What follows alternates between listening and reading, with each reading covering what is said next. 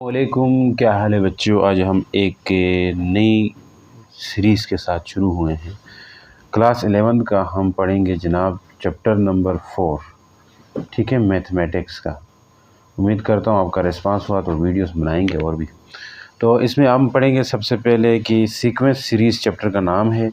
इसमें पहले समझेंगे कि सीक्वेंस क्या होती है, सीक्वेंस किसे कहते हैं। तो बेसिकली जो सीक्वेंस होती है वो एक फंक्शन कहलाई जा सकती है जिसके जो डोमेन होंगे वो सेट ऑफ नेचुरल नंबर होंगे, ठीक है। तो ये क्या हो सकती है, इट इज़ अ फंक्शन, ये कोई फंक्शन हो सकता है जनाब, ठीक है। जहाँ पे हुज डोमेन यानी कि जिसकी डोमेन क्या हो, डोमेन इस सेट ऑफ क्या होंगे, सेट ऑफ कह लें natural numbers, positive natural numbers. यानी कि अगर कोई फंक्शन, जैसे आप क्लास 10 में पढ़ के आ चुके हैं कि अगर कोई फंक्शन हो जैसे y equal to f of x होता था, ये अगर ना समझे तो y equal to x plus 1 होता था, सही। अब यहाँ पे x की जो वैल्यूज़ आप पुट करते हुए जाओ, यानी कि 1 पुट करो, 2 पुट करो, 3 पुट करो, 4 पुट करो, तो ये आपके पास ये डोमेन्स हो सकती थी ना। इस तरह कोई सीक्वेंस का जो है ना एक जनरल फार्मूला लिखा जाता है और जनरल फार्मूला पूरी सीक्वेंस को डिफ़ाइन करता है। पूरी सीक्वेंस का कोई भी मतलब नंबर हम निकाल सकते हैं उस जनरल फार्मूले से।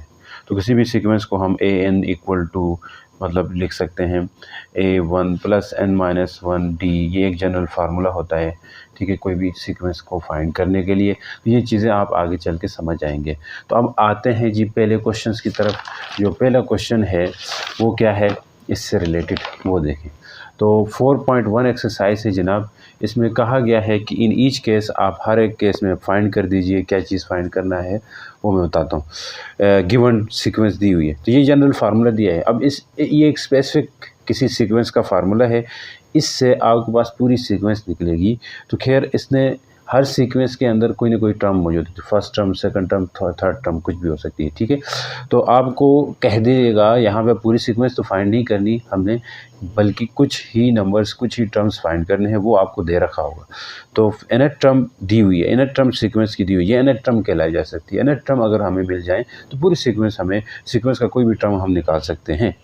Find the 4th term and 10th term and 15th term, यानी कि फाइंड द फर्स्ट 4 टर्म्स। इसने क्या कहा है जनाब, फर्स्ट 4 टर्म्स फाइंड करने का बोला है कि पहले 4 टर्म्स निकालने हैं। बुक में यहाँ पे मैंने थोड़ा वो कर दिया है, ठीक है जी। फर्स्ट 4 टर्म लिखा होगा, आप चेक करना। तो और 10 टर्म और 15 टर्म निकालना है। फर्स्ट 4 टर्म का मतलब ये है कि अब पहले a1 निकालना है। तो क्या करेंगे, a1 के लिए n की वैल्यू क्या पुट करनी होगी जनाब, 1, यानी कि 3 into 1 plus 1, then a1 equal to 3 plus 1, a1 equal to 4, यानी कि फर्स्ट टर्म आप निकाल चुके हो। फिर n की वैल्यू आप जनाब 2 पुट कर दो, तो a2 निकलेगा। कहाँ पे पुट करें, इस फार्मूले में, इस nth टर्म के फार्मूले में। तो वो क्या निकलेगी, a2 equal to 3 into 2 plus 1, तो a2 इक्वल टू 3 टू ज़ा 6 प्लस 1, a2 आ गया जनाब 7। फिर n की वैल्यू आप 3 पुट कर दीजिए, तो a3 निकलेगा। a3 equal to 3 into 3 plus 1, तो a3 आएगा जनाब 3 3 ज़ा 9 प्लस 1, यानी a3 की वैल्यू आ गई 10, सही। फिर इसी तरह n की वैल्यू आप 4 पुट करें, तो a4 equal to 3 into 4 plus 1, तो a4 इक्वल टू 3 4 ज़ा 12 प्लस 1, तो जनाब क्या हो जाएगी, a4 की वैल्यू हो जाएगी 13। ये चीज़ समझ आएगी। तो अब इसके बाद आगे नहीं करनी। आप a5 भी फाइंड कर सकते थे लेकिन नहीं करेंगे। वजह क्या है सर, इसलिए नहीं करेंगे क्योंकि हमें इसने a15 और a10 और a15 पूछा है। 4 टर्म्स पूछी हैं, उसके बाद a10 और a15 पूछा है। तो इसके लिए मैं a फॉर a10, यानी कि हम लिख सकते हैं n की वैल्यू क्या लिखेंगे जनाब, n की वैल्यू हमें लिखनी चाहिए 10। तो a10 equal to 3 into 10 plus 1, तो a10 की वैल्यू आ जाएगी 3 10 ज़ा 30 प्लस 1, ये a10 आ जाएगा 31। फिर n आप 15 फाइंड करना चाहते हैं, तो n की वैल्यू 15 पुट करें, n a15 हो जाएगा जनाब। a15 के बाद आप लिखोगे 3 इंटू 15 प्लस 1, तो a15 की वैल्यू बन जाएगी 315 से आपके पास 45 प्लस 1, तो ये a15 इक्वल टू 46 है। समझ आ गई कि नहीं, उम्मीद करते हैं समझ आ रही है। तो नेक्स्ट आपको इसी तरह जनरल फार्मूले दिए हुए हैं दूसरे क्वेश्चन के अंदर या दूसरे पार्ट के अंदर भी। वहाँ पे आपसे पूछ क्या रहा है कि an फार्मूला जनरल फार्मूला है जी, an है जी 3n-1, उसी तरह होगा, बस सिर्फ -1 कर देना है। तो 4 टर्म्स पहले चाहिए, तो n की वैल्यू 1 पुट किया, 3 इंटू हो जाएगा 1 -1, 3 1 ज़ा 3 यानी कि 3 -1 2 आएगा। तो ये a1 की वैल्यू आ गई 2। फिर आप n की वैल्यू 2 पुट कर दें जनाब, तो a2 इक्वल टू 3 इंटू 2 -1, तो a2 की वैल्यू आ जाएगी 3 2 ज़ा 6 -1, a2 इक्वल टू 5 आ गया जनाब। सही। फिर नेक्स्ट आप जनाब पुट कर दें जनाब बोल रहा हूँ 3, तो a3 की वैल्यू क्या आ गई, यानी कि a3 इसमें पुट कर देना है। ये जनरल फार्मूला होता है, ठीक है, बोल रहा हूँ, इसमें पुट करते जाना। अगर आपको समझ आ रही है तो स्किप करके आके जा सकते हो। तो ये चीज़ आप पैटर्न समझ जाएंगे। 9 -1, तो a3 की वैल्यू 8 आ गई। अब 4 चाहिए, तो n की वैल्यू 4 पुट कर दीजिए, तो a4 equal to 3 into 4 -1, a4 equal to 3 4 ज़ा 12 -1, a4 इक्वल टू क्या आ जाएगा 11। 4 फाइंड किए बस। अब नेक्स्ट आपने a10 और a15 भी निकालना है। तो a10 के लिए क्या होगा, n की वैल्यू होगी 10, तो a10 equal to 3 into 10 -1, a10 equal to 3 10 ज़ा 30 -1, a10 इक्वल टू 30 -1 29। तो n की वैल्यू आप जनाब 15 पुट कर दें, क्योंकि a15 निकालना है। a15 इक्वल टू 3 इंटू 15 -1, तो a15 इक्वल टू 3 15 से 45 -1। तो आप जनाब बता दीजिए क्या आएगा, 44 आएगा। आई समझ कि नहीं? उम्मीद करता हूँ मेरा पेन उतर गया, ये वाले पेन के साथ होता है इस तरह। नेक्स्ट तीसरा पार्ट, इससे आप पूछेंगे आपको क्या कि an दिया हुआ है फार्मूला क्या है जी, n डिवाइडेड बाई n+1 है। इसमें भी आप उसी तरह पुट करते हुए जाओ, n की वैल्यू फिर n1 की वैल्यू। तो यहाँ पे पहले n की वैल्यू आप 1 पुट करें, तो a1 आ जाएगा 1 डिवाइड बाई 1+1, तो a1 की वैल्यू आ जाएगी जनाब 1/2। फिर n की वैल्यू आप 2 पुट करें, तो a2 equal to 2 divided by 2+1, तो a2 आ जाएगा जी 2 डिवाइड बाई 3। सही। तो ये आसान फार्मूले हैं जी, आसान क्वेश्चन है। शुरू में खुश करवा रहे हैं आपको, ज़रा थोड़ा सा आइडिया हो जाए, थोड़ा सा हिंट मिल जाए कि इसको करने कैसे हैं, तो वो चीज़ मिल रही है आपको, ठीक है जी। तो आप n3 पुट कर दें अब अगला निकालने के लिए। तो a3 equal to 3 divide by 3+1, तो a3 की वैल्यू आ जाएगी 3 डिवाइडेड बाई 4। आई समझ, 3 डिवाइड बाई 4 आ गई। फिर n की वैल्यू आप 4 पुट कर दीजिए, a4 equal to 4 divide by 4+1, तो a4 इक्वल टू आ जाएगा 4 डिवाइडेड बाई 5। सही है जनाब। नेक्स्ट है n 10 पुट करना है, क्योंकि a10 निकालना है, इसलिए 10 डिवाइडेड बाई 10+1 होगा, तो a10 इक्वल टू 10 बाई 11 होगा। हाँ जी। 15 चाहिए, तो n15 पुट कर दीजिए, a15 equal to 15 divide by 15+1, यानी कि 15 डिवाइड बाई 15+1 15/16 आएगा। नीचे वाला एक ज़्यादा आता है, उससे समझ आएगी नहीं, एक ज़्यादा ही तो लाना है और कुछ नहीं करना है। नेक्स्ट है जनाब क्वेश्चन नंबर इसका 4th है, उसमें भी आपको जनरल टर्म दी हुई है, तो आपने उसी तरह पुट करते जाना है। तो 4th वाले में आपको क्या दिया हुआ है, an इक्वल टू n²+1। देखो यहाँ नेचुरल नंबर्स पुट करने हैं, तो पहले n की जगह 1 पुट कर दोगे, फिर 2, फिर 3, फिर 4 तक जाना है। फिर नेक्स्ट इसके बाद a15 a10 ये फाइंड करने हैं, तो ये आप खुद पुट कर दें, आपके लिए मैं छोड़ रहा हूँ। तो मैं जो है इसमें पार्ट नंबर आपको 6 कराऊंगा। 5th में देखें, 5th में क्या करना है वो भी आपको बताता हूँ। an इक्वल टू होगा जी n² - 2 है, n यानी कि 1 पुट करोगे तो 1 का स्क्वायर -2n कर देंगे, 1 आएगा -2n, यानी कि 2 1 2 हो जाएगा, -1 -2 हो जाएगा, तो -1 आएगा। फिर 2 पुट कर दो, 2 का क्या हो जाएगा, स्क्वायर हो जाएगा, 2 का स्क्वायर 4, यहाँ 2 2 4 हो जाएगा, तो 4 ये -4 ये, तो 0 आ जाएगा। समझ आई कि नहीं? इस तरह आपके नंबर्स आगे बढ़ते जाएंगे। फिर 10 वाला भी इस तरह पुट कर देना, आप खुद कर लें, आपके लिए छोड़ रहा हूँ। 6 वाला जो है जनाब वो मैं खुद करूँगा। तो an आपके पास है जी n² - 1 डिवाइडेड बाई n² + 1 है। इसमें आप पुट करते जाएं 1 2 3 करके। तो A1 के लिए n की वैल्यू क्या होनी चाहिए 1। A1 इक्वल टू 1 का स्क्वायर माइनस 1 डिवाइडेड बाई 1 का स्क्वायर प्लस 1। तो A1 1 का स्क्वायर 1 माइनस 1 डिवाइडेड बाई ये आएगा 2, लेकिन ये 0 हो जाएगा और ये कट के क्या आ जाएगा A1 जो है वो 0 आ जाएगा। समझ आए।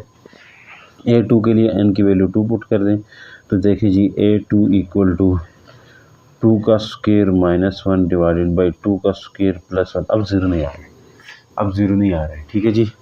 तो A2 आएगा जी 2 का स्क्वायर 4 माइनस 1, ये 4 प्लस 1 हो जाएगा, तो A2 आ जाएगा 3/5 आएगा। आपको तो 4 फाइंड करने हैं इसलिए हम 4 तक जाएंगे। सही है जी। A4 के लिए n की वैल्यू क्या पुट कर दीजिए, A3 के लिए n की वैल्यू 3, तो A3 इक्वल टू 3 का स्क्वायर माइनस 1, नीचे आएगा 3 का स्क्वायर प्लस 1, ऐसा है। तो A3 आ जाएगा जी 3 का स्क्वायर 9 होता है माइनस 1, 3 का स्क्वायर 9 होता है प्लस 1, तो A3 इक्वल टू यानी कि 8 डिवाइडेड बाई 10 आएगा। सही है।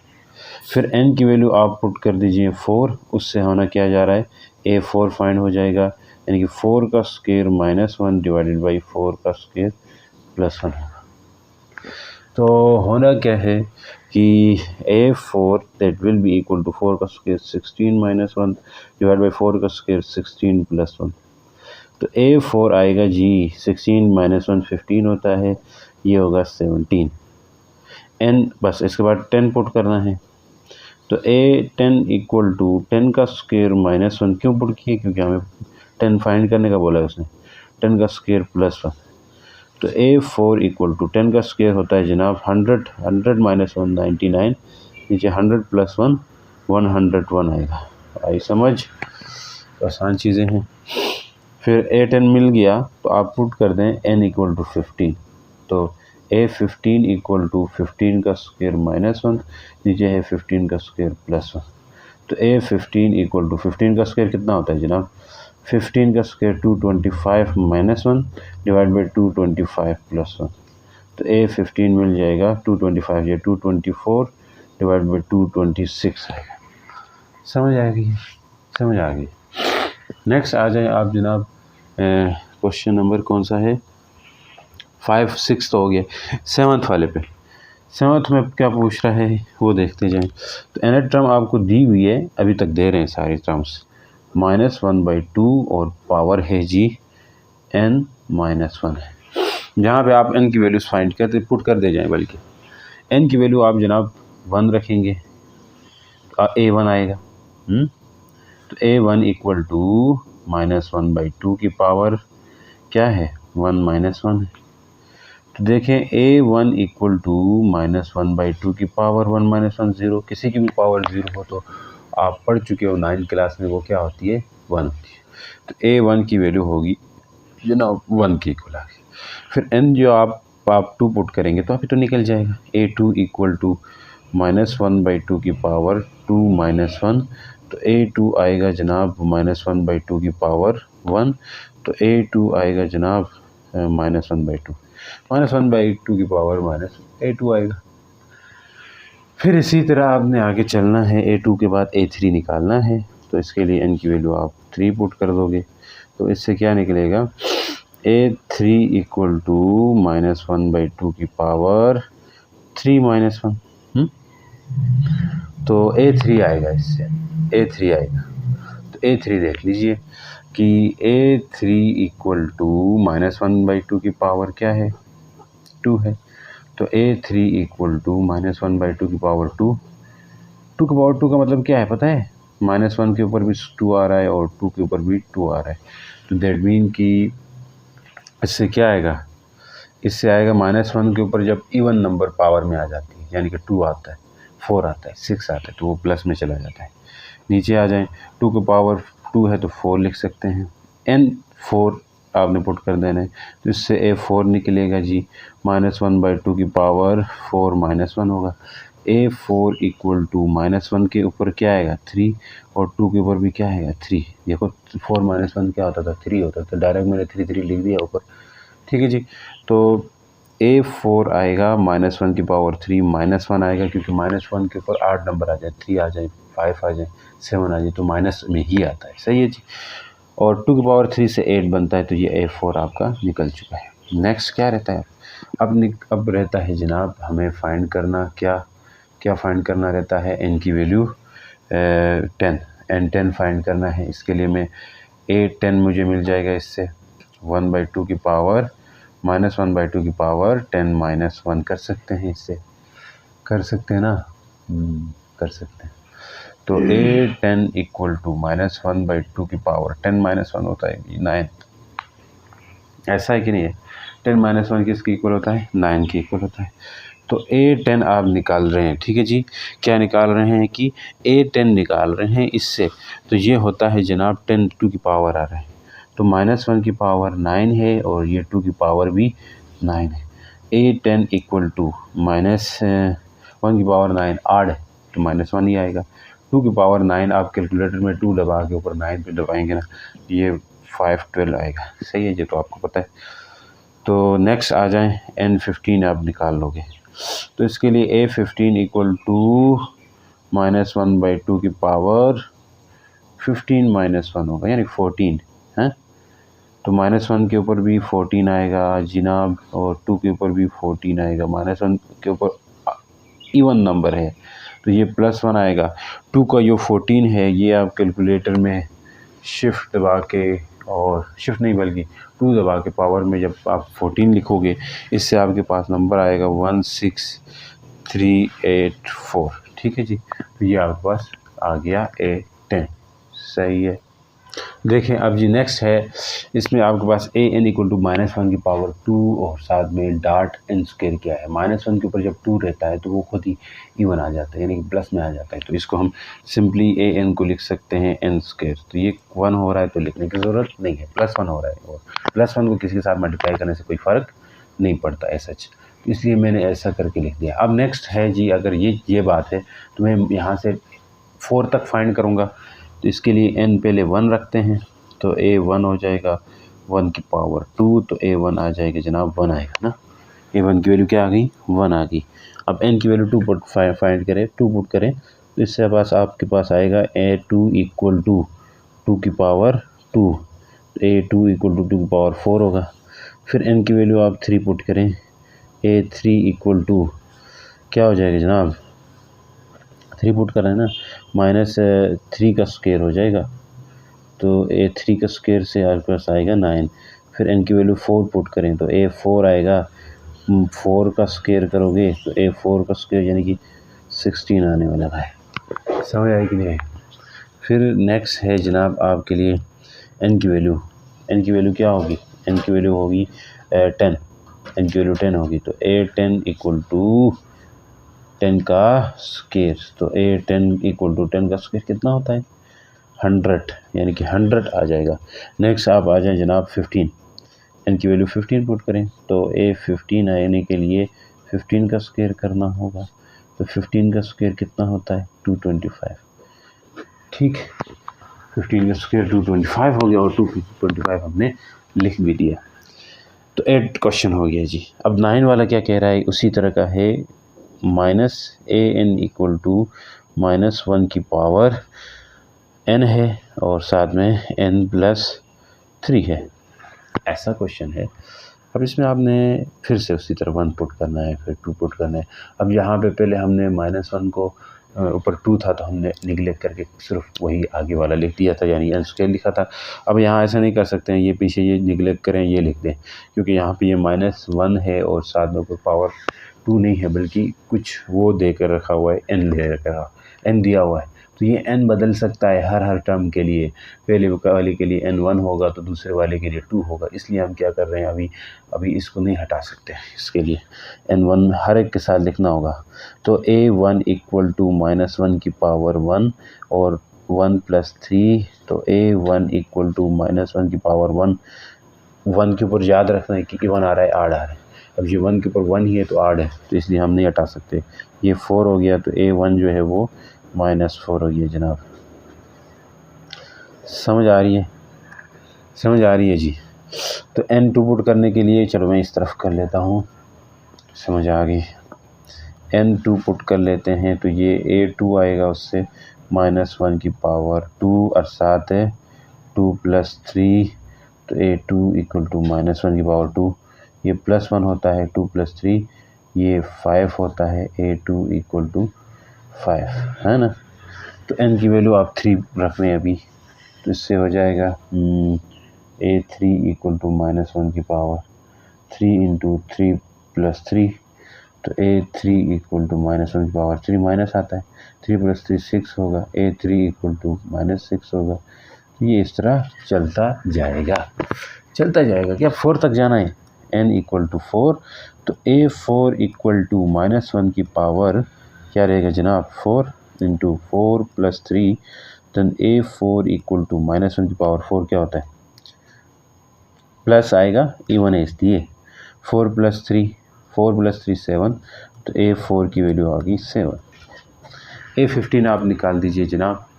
a15 के लिए n की वैल्यू क्या पुट करेंगे 15, तो a15 इक्वल टू -1 की पावर 15 रहेगी और 15 + 3 रहेगा, तो a15 ओहो 10 फाइंड करना था, मैंने 15 पहले कर दिया, चलो 10 बाद में कर देते हैं, ठीक है। आप पहले 10 लिख लो, बाद में 15 लिख दो ना। तो -1 के ऊपर क्या है, आड है, तो -1 ही आएगा 15, और 3 प्लस कर दोगे तो 18 आएगा, तो a15 जो है वो -18 आएगा। सही है, आप जनाब बताओ जी, सही है सर। n इक्वल टू 10 रखते हैं, तो a10 इक्वल टू -1 की पावर 10 इक्वल टू 10 + 3, सही है। तो a10 इक्वल टू -1 आएगा और 10 + 3 से 13 आएगा, a10 इक्वल टू -13 आएगा, बस इतनी सी बात। यस, इतनी सी बात मैथ के क्वेश्चन की, और मैथ की क्या हैसियत है ना।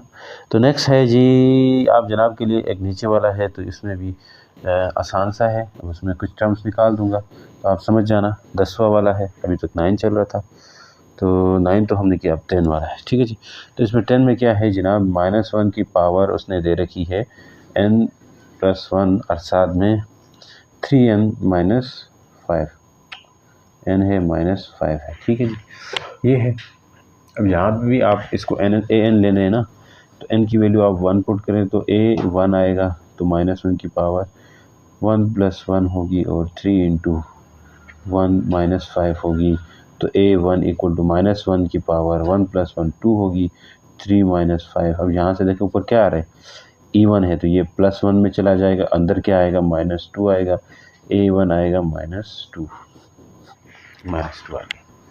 आसान है, हाँ आसान तो है, समझ आ गई है काफ़ी। तो इस तरह आप और भी फाइंड इसके करते जाओगे 2 3 4। अब यहाँ पे ध्यान ये रखना है, ऊपर जो आप n है ना, इसको आप चेंज करते रहोगे, मतलब ये कि पहले के लिए 1 फिर 2 3 4 तक, ठीक है जी। तो पुट n करना है, साथ में ये 1 भी निगलेक्ट नहीं करना, साथ में 1 भी प्लस करना है। तो ये आसान सी टर्म्स थी, ठीक है जी। अब नेक्स्ट में आपको इस तरह बताएंगे आपको कि इंडिकेटेड टर्म बताएंगे। क्वेश्चन नंबर कह लें 11 में, क्वेश्चन 11 में जो इंडिकेटेड टर्म का मतलब ये है कि जो आपको बताया गया है, यानी कि 10 फाइंड करो या 14 फाइंड करो, जो भी फाइंड करने के लिए 8 फाइंड करने के लिए दिया हुआ है, तो जो इंडिकेटेड टर्म है उसी को निकालना है, जो कह रहा है उसी को निकालना है और कुछ नहीं करना है, सही है जी। इंडिकेटेड टर्म का मतलब ये, तो जैसे यहाँ पे आपको दिया हुआ क्या है, an इक्वल टू 4n - 3 है और a8 इंडिकेटेड टर्म है, मतलब a8 निकालना है, तो बस सिंपल 8 पुट कर देंगे और कुछ नहीं है। तो इसके लिए a8 इक्वल टू 4 × 8 - 3 रहेगा। तो a8 क्या आएगा, a8 इक्वल टू 4 × 8 = 32 - 3, तो a8 आएगा 20, तो 9। समझ आ गई, आसान है। फिर नेक्स्ट पूछ ये रहा है कि क्वेश्चन नंबर 12 में, तो इसमें भी इंडिकेटेड टर्म दी हुई है, एक जनरल फार्मूला दिया हुआ है जिसमें 5n + 1 11 है, 5n + 1 11 है, और ये a9 फाइंड करना है, तो बस 9 पुट कर दें। a9 इक्वल टू क्या करेंगे 5 × 9, यहाँ n है वहाँ 9 पुट कर देना होता है। a9 इक्वल टू 5 9 जा करके आपने 5 और उसका टेबल पढ़ लिया, ठीक है। तो 45 + 11 कर दिए जी जनाब, तो ये आता है लगभग 50, तो 6 आएगा, सही है। तो इस तरह चलेगा, तो आसान है। तो इससे नीचे वाला है 13 वाला है, तो मैं क्वेश्चन लिख के आपको बताता हूँ। अभी तो आसान है ना। तो 3n+4 मोस्ट इम्पॉर्टेंट चैप्टर है ये, इसको हल्के मत लीजिए। A7 निकालना है तो बस इधर 7 आप पुट कर दोगे, लेकिन ध्यान ये करनी है कि अब ऐसा नहीं है जैसा पहले की। अब कैसा है फिर आपने पुट भी करना होगा।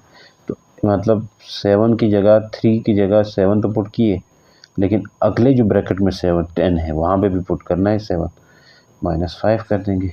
तो A7 इक्वल टू 3 7 ज़ा 21, ठीक है। 21 + 4 कर दिया, तो 2 7 ज़ा 14, -5 कर दें, तो A7 आएगा आपके पास। 21 और 4 25 रहेगा, 14 से 5 माइनस करो तो 9 रहेगा।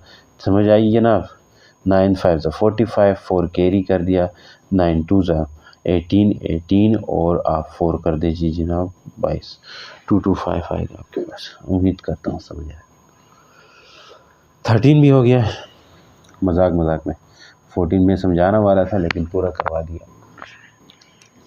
ऐसा ही चलता है। अब 14 के बाद 14 तो करवाना ही होगा क्योंकि कुचुड़ मुचुड़ बनी हुई है ना, इसमें आप कंफ्यूज हो जाएंगे। an दिया हुआ है -1 की पावर n-1 है।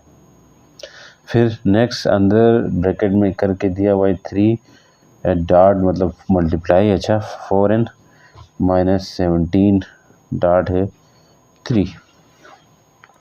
तो ये आपको दे रखा है, तो उसमें आप पुट वगैरह कर लेना, सही है जी।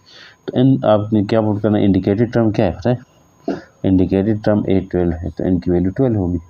तो A12 इक्वल टू -1 की पावर 12 -1, फिर 3.4 इंटू 12 करोगे, -7 इंटू 3 करोगे, ठीक है।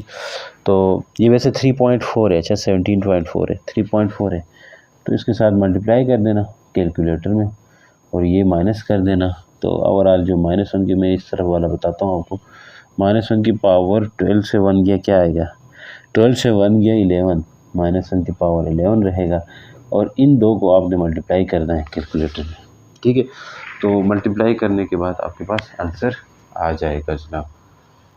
अच्छा इन देखें, इन दो को मल्टीप्लाई करोगे ना, 12 × 3.4, इससे 40.8 आएगा आपके पास, -17.3 कर देना। तो अब आप समझ गए होंगे कि इससे -1 आएगा, क्यों आएगा, क्योंकि माइनस के ऊपर क्या है 11 है। इनको माइनस कर देना है आपने, इन दो को माइनस करने के बाद जनाब आता है 23.5। अब माइनस बाहर है तो इसलिए -23.5 आपका आंसर हो जाएगा। समझ आई कि नहीं आई? समझ आ गई सर। नेक्स्ट 14 वाला हो गया, 15 वाला देख लीजिए। 15 क्वेश्चन 15, तो इसमें है an equal to 4n² 11n + 31 है, ऐसा है। A22 आपने फाइंड कर देना है, A22 फाइंड कर देना है। तो कैसे करेंगे देख ले। अब A22 के लिए आपने 22 पुट कर देना होगा, सिंपल सी बात है। तो A22 equal to n into 22 का रहेगा स्क्वायर, अंदर आ जाएं, 11 इंटू 22 + 31, हाँ। तो A22 इक्वल टू 4 इंटू 22 का स्क्वायर करते हैं, तो कैलकुलेटर में कर सकते हैं आप। तो इससे आपके पास आता है 484 और ये 11 × 22 कर देना है आपने। तो इससे भी आपके पास नंबर आता है 242 + 31, ठीक है जी। A22, तो आप शुरू 242 के साथ आप मल्टीप्लाई प्लस कर दें, क्या चीज़ 484, इन दो को प्लस कर दें तो 1 और ये क्या हो जाएगा, 2 और 1 3 और 2 और 1 3 और 4 7 और ये 2 रहेगा। मल्टीप्लाई कर दीजिए किस चीज़ को, 4 मल्टीप्लाई कर दीजिए 484 से, तो ये आ जाएगा 1936। इसको मल्टीप्लाई करना है 273 के साथ, इसको आप मल्टीप्लाई करोगे किसके साथ, 273 के साथ, तो आपके पास बहुत बड़ा आंसर आ रहा है। क्या आ रहा है जनाब, वो आ रहा है 52858। समझ आई कि नहीं? ये आपका आंसर आ गया इस क्वेश्चन का। फिर है जी A15 की जगह A16 कर दीजिए। क्या कर दीजिए? A16 कर दीजिए। ये फाइंड करना है A16 नहीं, क्वेश्चन 16 है जी। तो उसमें क्या है कि AN दिया हुआ है, इंडिकेटेड टर्म ही निकालनी है, ठीक है। आहिस्ता आहिस्ता आपका कंसेप्ट उलट पुलट कर देंगे। A20 निकालना है तो इनकी जगह 20 पुट कर देंगे। तो क्या होगा जी? A20 इक्वल टू 1 + 1/20 पावर 2 है। तो A20 इक्वल टू एलसीएम कर दीजिए। 20 एलसीएम आएगा और ये इधर क्रॉस मल्टीप्लाई होगा। 20 + 1 हो जाएगा, ये इधर हो जाएगा तो 2। तो ये 20 इक्वल टू 20 + 1 21/20 का होल स्क्वायर। ये स्क्वायर जो है ना, ये दोनों के ऊपर आ जाएगा। तो A20 इक्वल टू 21 का स्क्वायर हो जाएगा। पहली बात तो ये है, नीचे 20 का स्क्वायर हो जाएगा। जब आप 21 का स्क्वायर करने लगोगी तो 441 आएगा। क्या आएगा? ये आ जाएगा 441 डिवाइडेड बाई 20 का स्क्वायर करें तो ये 400 हो जाएगा। तो ये आंसर आ गया आपका। सही है जी, ये आंसर आ गया आपका। फिर अगला तो बहुत सा आसान सा है, इसलिए मैं इधर ही कर देता हूँ। 16 के बाद 17 लाग शाग आ गया, तो इससे आप कंफ्यूज मत हो जाएं। इस दफ़ा लाग आ गया और 10 की पावर क्या है? n है और A43 फाइंड करना है, यानी कि 43, यानी कि वैल्यू 43 पुट कर देनी होगी। तो A43 that will be equal to log 10 ऊपर होगा 43। तो आपने भी पावर में फार्मूला पढ़ा था, जो लाग में होता है ना पीछे आ सकता है, पीछे आ सकता है। तो वो फार्मूला था log m पावर n हो तो n पीछे लिखते थे, n log m लिखते थे, ऐसा कुछ लाइफ में पढ़ा था।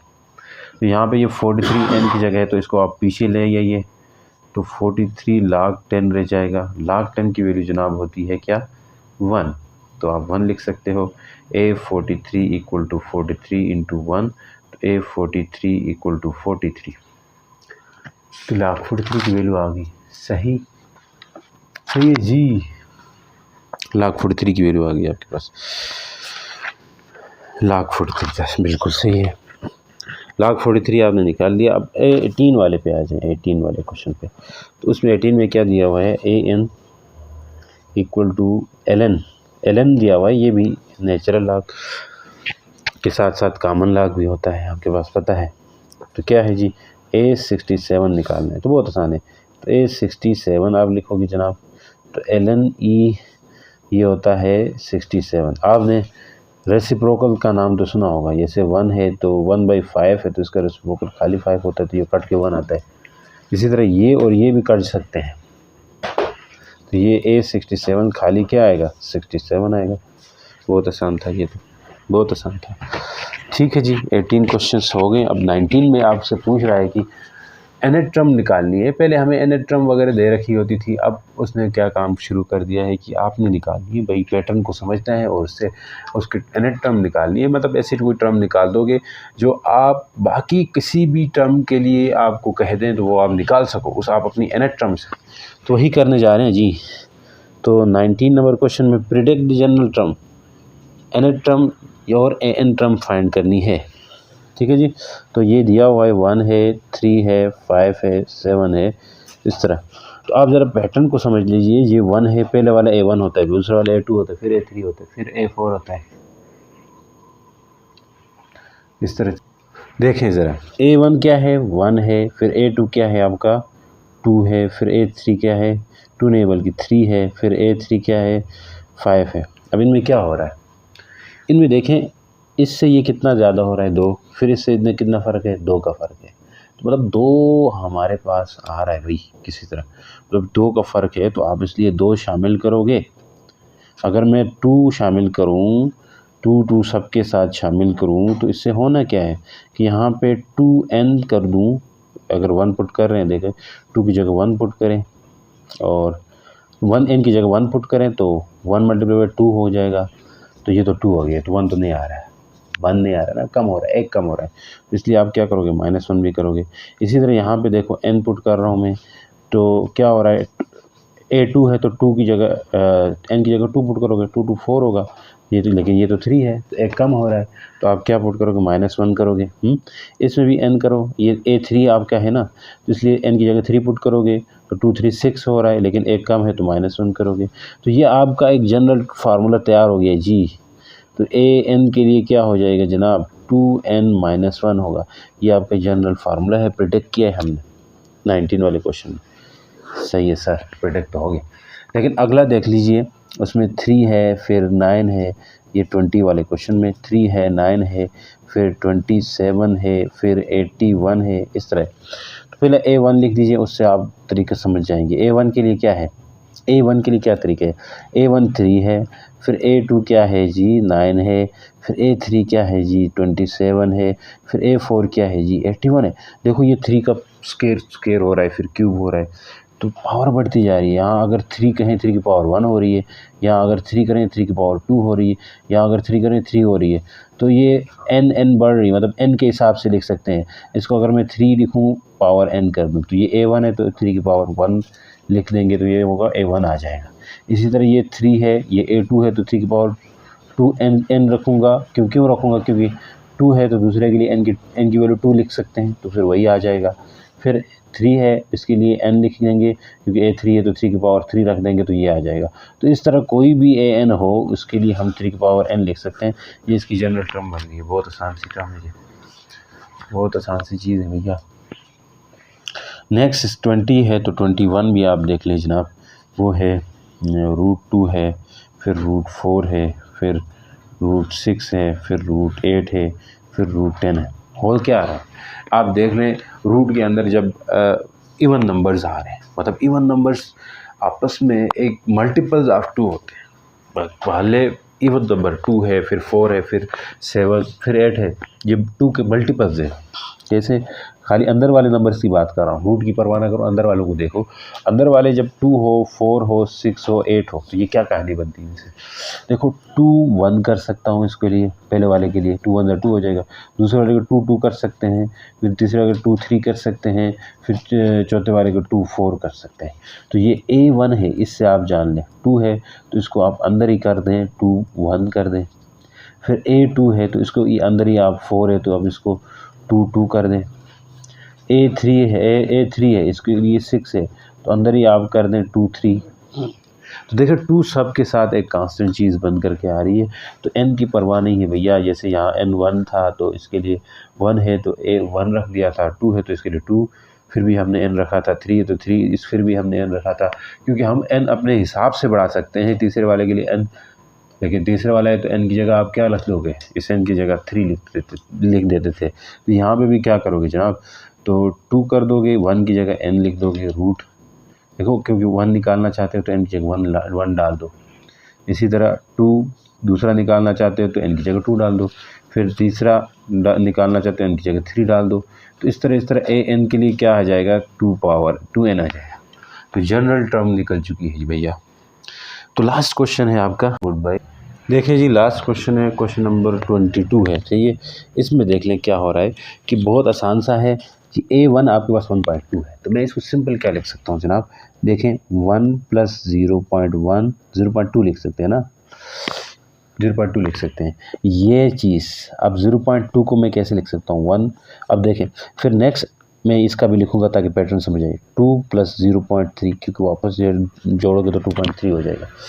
इसको मैं कैसे लिख सकता हूँ मज़ीद, इसको मैं तोड़ दूँ 1 को 0.2 को, फिर नेक्स्ट है 0.2 को 1 1 में तोड़ूंगा। खैर सबको ऐसे लिख रहा हूँ, फिर तोड़ूंगा, सही है 0.4 कर दिया, बाद में तोड़ूंगा।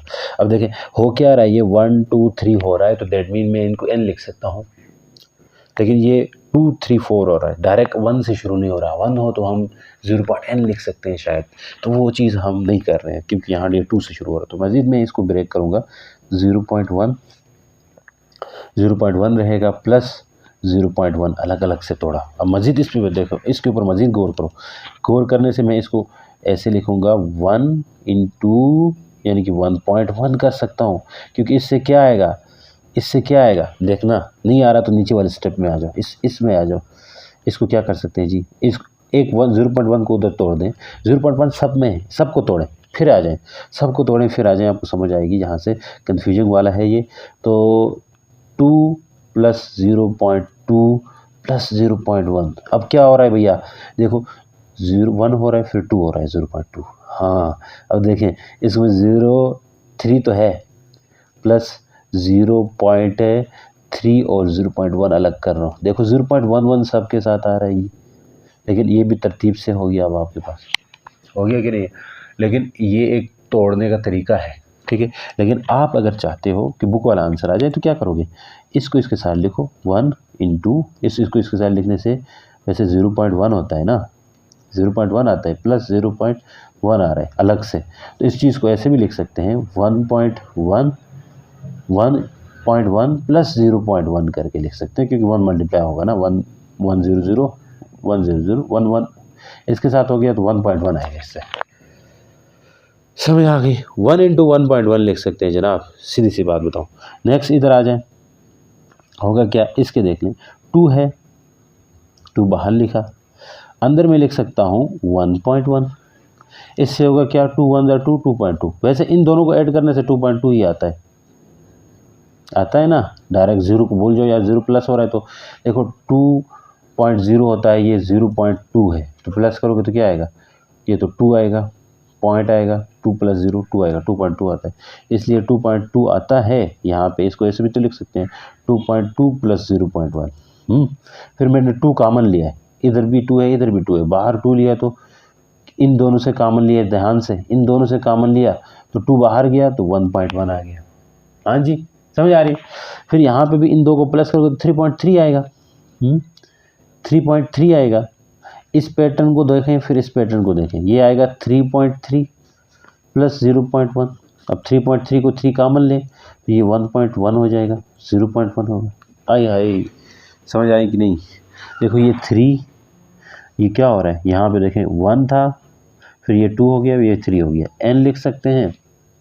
यस सर, अंदर क्या लिखेंगे, बाहर n लिखा तो अंदर 1.1 लिख सकते हैं, 1.1 फिर 0.1 हो जाएगा।